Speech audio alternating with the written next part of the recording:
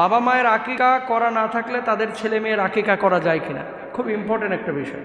এখন তো মানুষের আর্থিক উন্নয়ন ঘটেছে ভাই। আপনার বাপের কিন্তু অথবা আমার বাবার কিন্তু এরকম উন্নয়ন ছিল না, মানে আর্থিক ক্যাপাসিটি ছিল না, অ্যাবিলিটি ছিল না। তো বাপের নামে দাদাই কোরবানি দেয় নাই বা আকিকা দেয় নাই। এখন ছেলে যে হয়েছে, ছেলে বাবা যেহেতু দেয় নাই, নিজের আকিকা নিজে দিয়া এটা সব পাবে কিনা? নিজের আকিকা যদি আপনি নিজে দেন আদায় হয়ে যাবে। তবে আকিকা ইন্নাল গুলামা মুরতাহানুন বিআকিকাতি, সন্তানের নিরাপত্তার জন্য আকিকা দেওয়াটা জরুরি। আল্লাহ তাআলার বিশেষ জিম্মাদারি লাভ করে। আকিকা দিবেন সপ্তম দিনে। লিল গোলামে শাতাআনে অলিল জারিয়াতি শাতু, ছেলের জন্য 2টা, মেয়ের জন্য কয়টা? 1টা। আকিকা দিবেন। আকিকার গোশত বাবা মাও খাইতে পারে।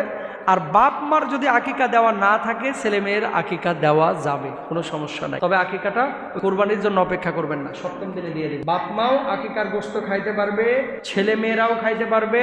আর বাপ মার যদি আকিকা দেওয়া না থাকে, সন্তান সন্ততির জন্য আপনি আকিকা দিতে পারবেন। কোনো